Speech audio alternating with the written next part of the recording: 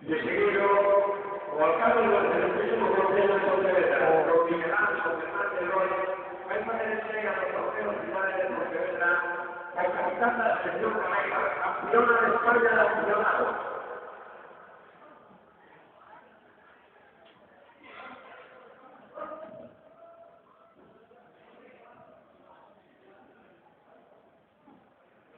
Hola, bien.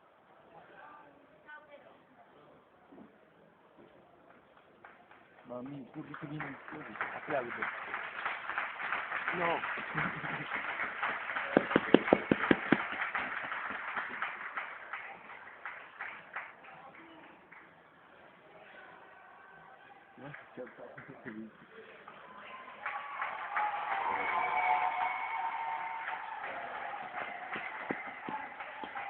Tiene que lo van a perder, sí, un poco.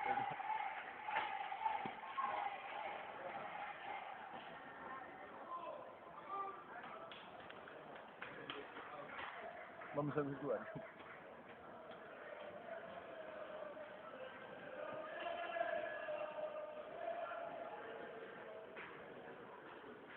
Se acabó.